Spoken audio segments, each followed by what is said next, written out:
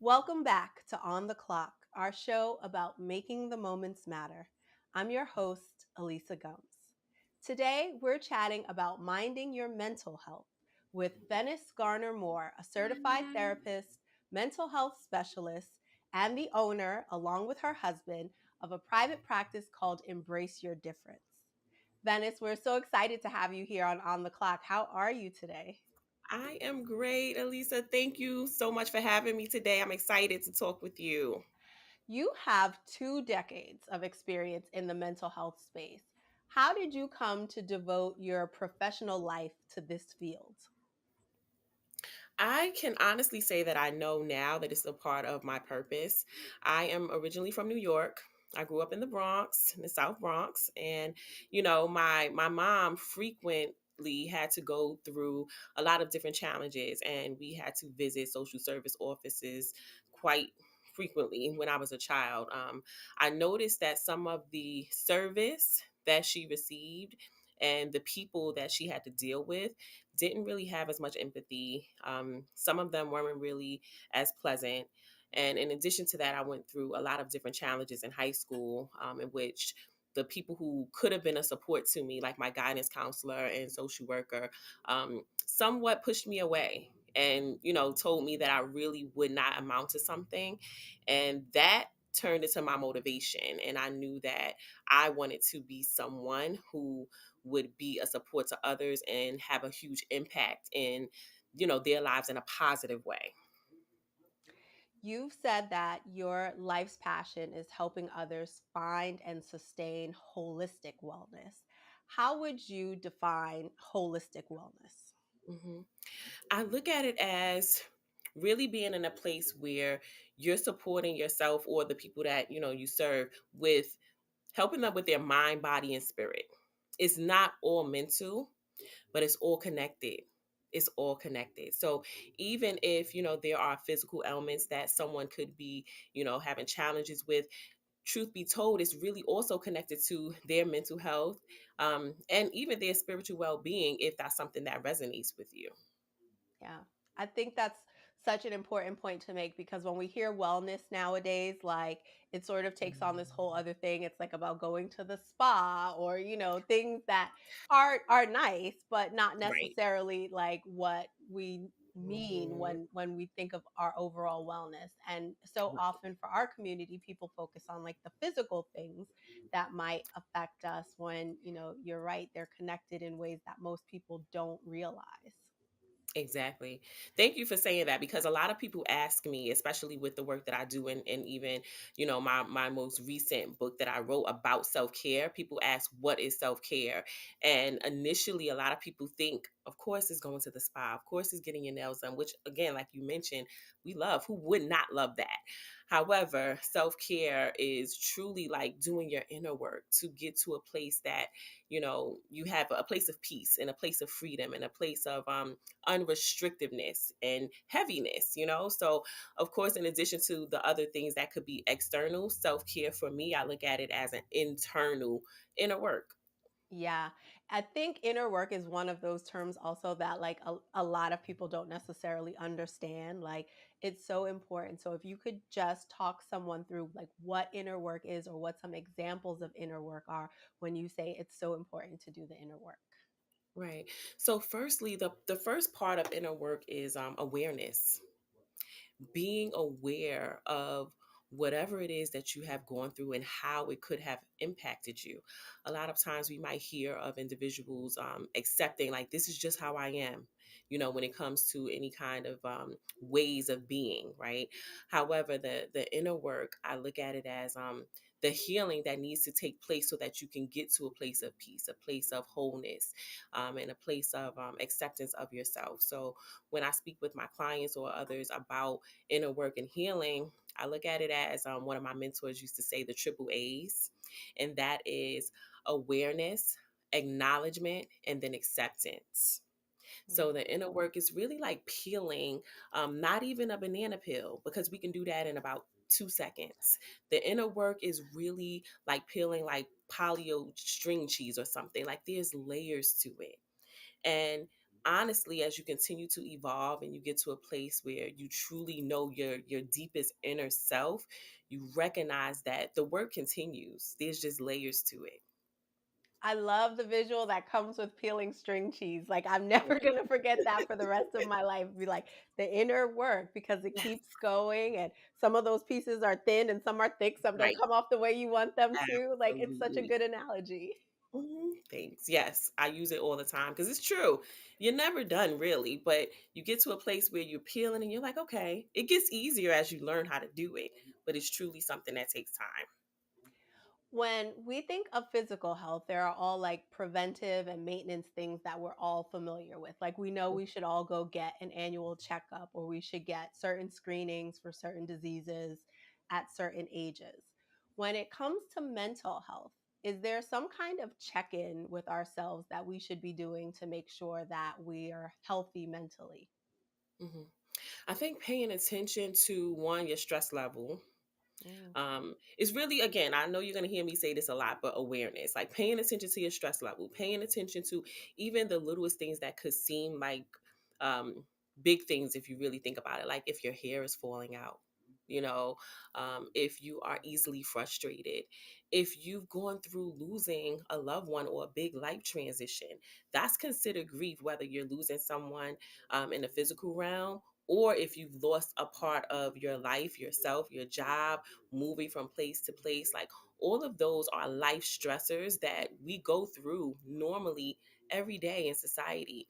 However, because we've normalized a lot of things that we go through, we may not pay attention to what it's doing to ourselves, to our bodies, to our minds, and how we could actually be, communicating with others as a result of what we've gone through. So when it comes to obviously physical health, like you said, you can tell, you can go to the doctor, you can get checkups, but I think when it comes to the mental, really being aware of any changes or knowing yourself enough to know that whatever is happening is not you. Like if you're more short than usual, or if you're sleeping more, if you're eating more, if you just seem to be more agitated, like paying attention to all of that and checking in with yourself. And a great way to do that is spending time with yourself every day, even if it's just like 5 minutes or even 3 minutes if you don't have it. Taking some deep breaths, taking a moment and being present. And then you can tell, like, wait a minute, something's happening here.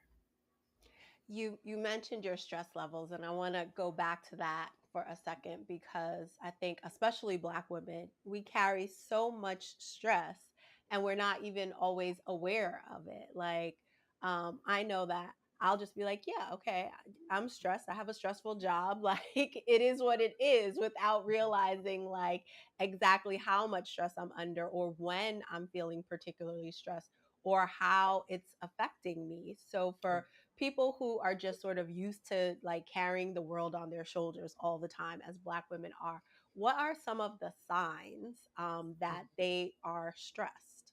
Hmm. Absolutely. Again, like mentioning, to the point where we've become immune to just getting things done, crossing things off the list, having all of the things on our shoulders, right? But taking a minute to recognize when you don't feel good. And I'm not even speaking about just physically if you have a cold or if you need to go to the doctor, but not feeling good within, the choices that we make and the yeses that we have to say every day, or we choose to say every day, sometimes those don't even feel good. So just taking a minute and recognizing, like, wait a minute, am I making choices that resonate with my life and the life that I'm trying to create? Does this feel good for me? And if you're in a place where you're realizing that you don't feel good about where you are, or the decisions that you're making, that's a sign that, wait a minute, something may not be right. If you are ignoring your responsibilities that you normally do, because again, we normally are used to doing, and less paying attention to who we are being.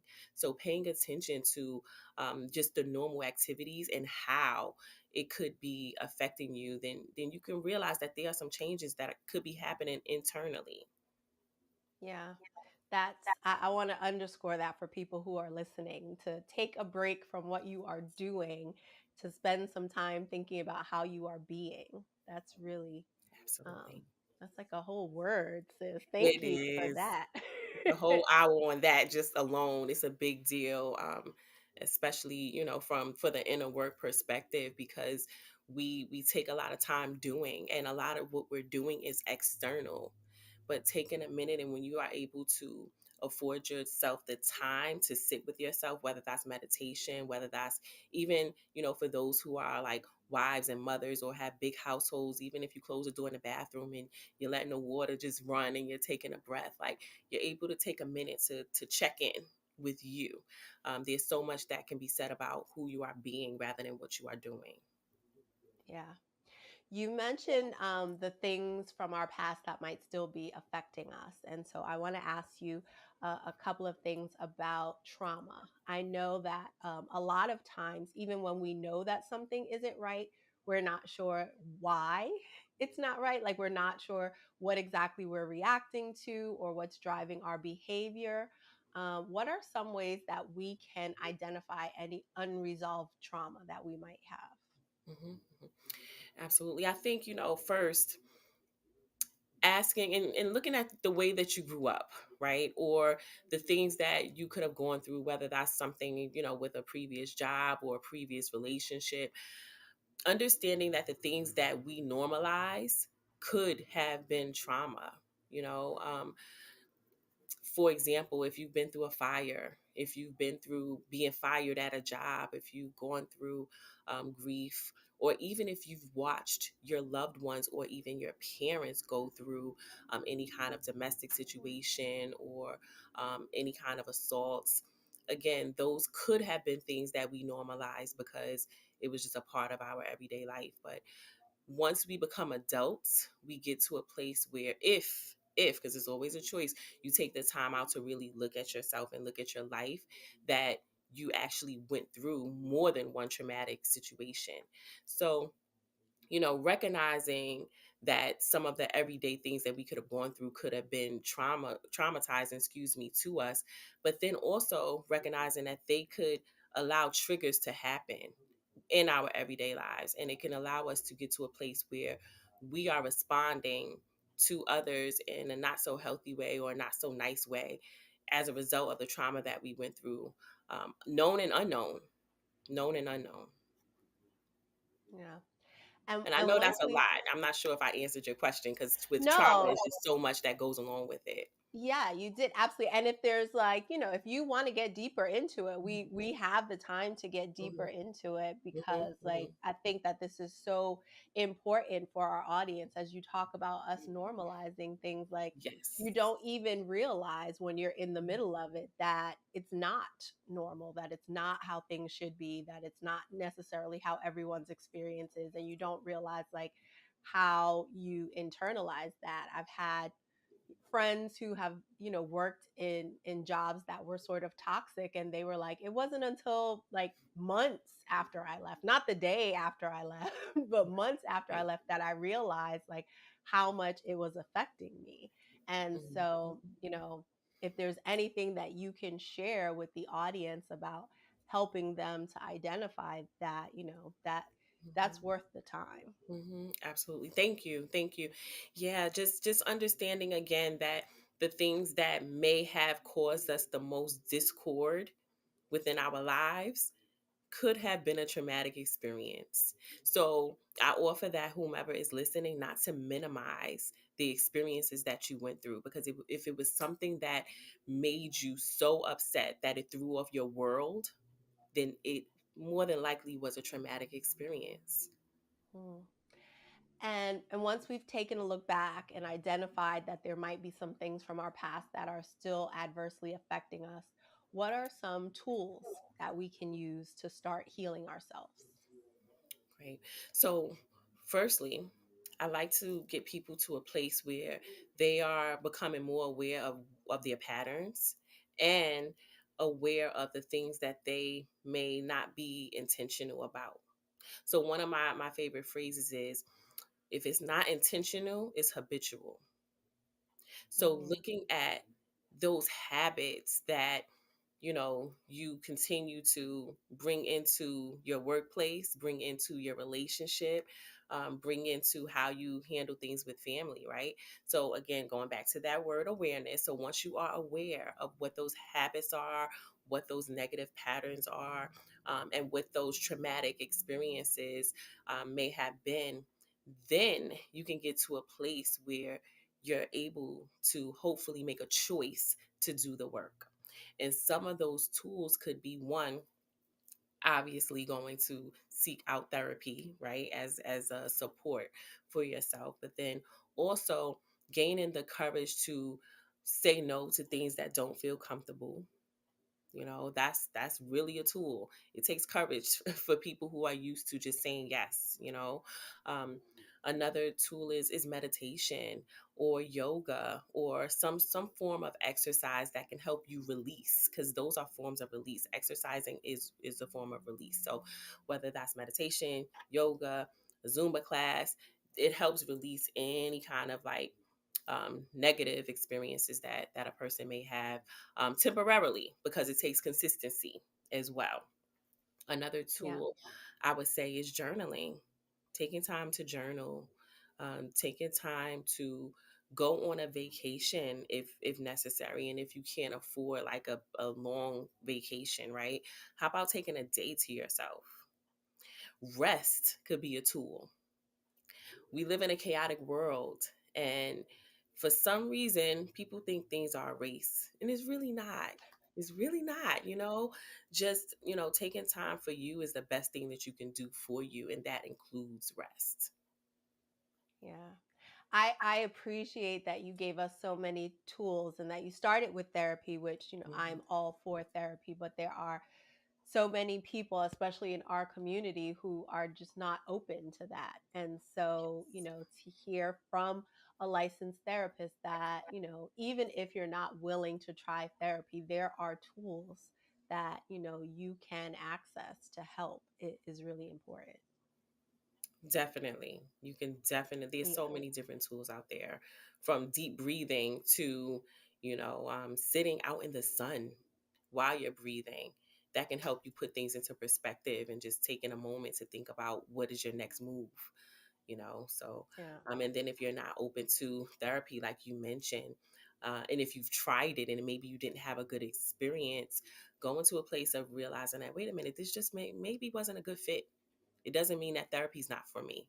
Maybe I need to try someone else and seeing if, maybe there's another better fit out there for me when it comes to therapists.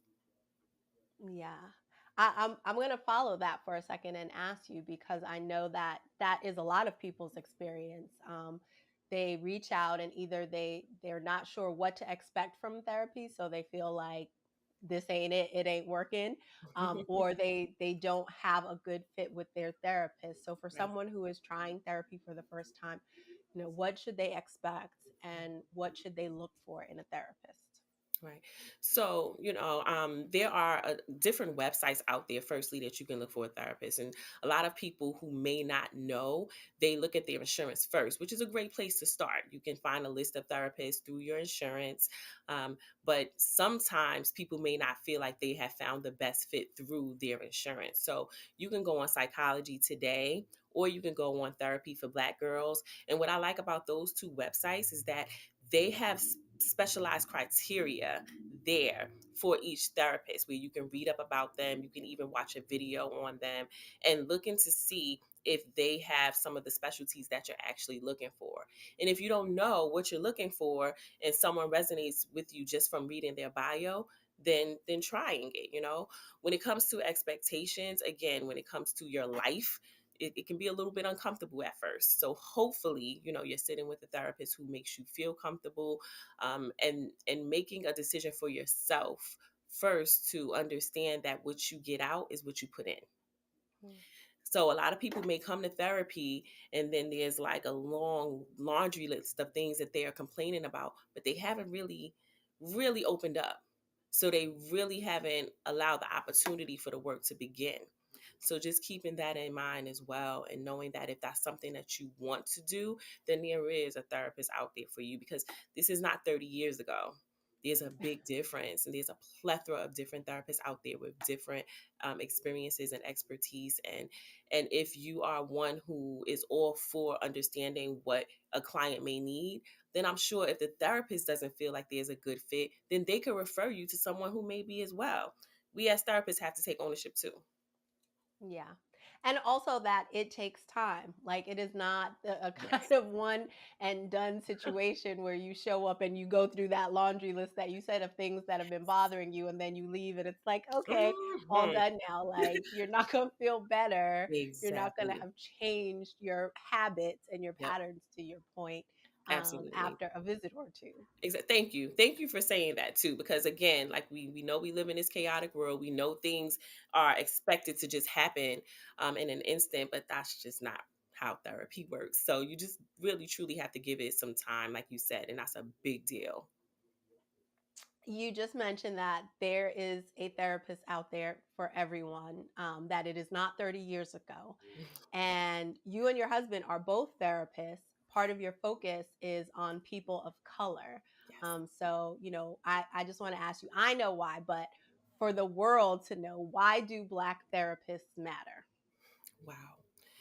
Because when you go to therapy, you're already a little nervous. Your stomach is hurting, especially the first time. Your stomach is hurting. You're probably sweating a little bit. You probably talked yourself out of it like three, four times. And then now you're here. And if you are sitting across from someone who you may not feel connected to, with what you're about to embark on, that can cause resistance on top of the initial resistance. We as Black therapists matter because we have created more safer spaces for Mhm. each other. There's a level of understanding, there's a level of eye contact, there's a level of vulnerability that happens in this space. And again, someone who is nationally certified, I'm not taking away from any other person in the profession because we all, have a lot to offer. However, most of our calls come from people who ask, wait a minute, are you, you know, they kind of hesitate as they're asking, like, are you I'm looking for somebody who is of color, or some people who are just like, let's cut to the chase. I'm looking for a Black therapist. Is this? So yes, it truly does matter because it brings down the resistance when you're in a space where you truly feel safe. Yeah. And I know having Black therapists and Black therapists like you speaking out on public platforms like this about the importance of mental health is one of the ways that we can deal with the taboo around talking about mental health in the Black community. But, what are some other ways that we change that so that we're having the conversations we need to have as a people? Hmm. Yes. Can you repeat that question? Oh, sure. Yeah, it's about what do we do to change the taboo in the Black Okay. community around talking about mental health. Right. I think firstly, utilizing platforms like this, continuing the conversation, but then within the conversation, challenging those who we are speaking with to ask, are they actually doing it? Because the conversation around mental health, the past, I would say 5 years, has increased tremendously. And truth be told, even in large platforms, people are welcoming it, but then half the people in the room still haven't tried it. Hmm. So asking, even in those conversations where we're engaging with one another in larger platforms, saying like, really, have you tried it yet? Because wow, look at the difference that it's had, in me, if you're in that space. Yeah. So I know one of the ways that you and your husband are getting that message out is with your YouTube show, the More Conversation series. What are you hoping to accomplish with that? Wow. So thank you. That's another way, right? I'm so, I love social media, but then again, another part of it is just like I'm so into this work that sometimes I minimize the greater platforms that we use. But yes, so the More Conversation series is a platform for individuals, millennials, people who are in a place where they may not see therapists like us. They may not see therapists who are parents who have tons of responsibilities and who could really relate. So we utilize that platform to also get people to understand the importance of therapy, couples counseling, releasing patterns, and knowing that we are all human and we're all here to just heal. Why not? So we talk about all the things on that show. Well, before I let you go, I have to ask, May is Mental Health Awareness Month. So, what message, if any, do you want to share with the people who are listening about mental health awareness? Mhm. We are in such a time where our mental health is and should continue to be a priority, a high priority, just as much as our physical health, like we mentioned a few moments ago. So if you're in a place where you're feeling disconnected with yourself and you are hesitant to seek out help, go back to deservance. Mm. Ask yourself, if you are in a place where you're just not feeling like yourself, or you may need extra support, release the fear and go with it, because you deserve to release all the things that could be holding you back, all the things that no longer serve you. And it's okay to have extra support. It doesn't mean anything is wrong with you. If anything, you making that choice for yourself could be a choice to just make things better for yourself and the people in your life. It's imperative. It's not taboo. It's essential. And that's why we at Embracing Your Difference, speak about that every day. Well, this has been so enlightening. Thank you so much, Venice, for sharing the unique ways you're helping people make the most of the time we've been given by helping us embrace our challenges, heal ourselves. And thank you all for watching On the Clock. We'll see you next time as we continue to talk about working with purpose and living with passion.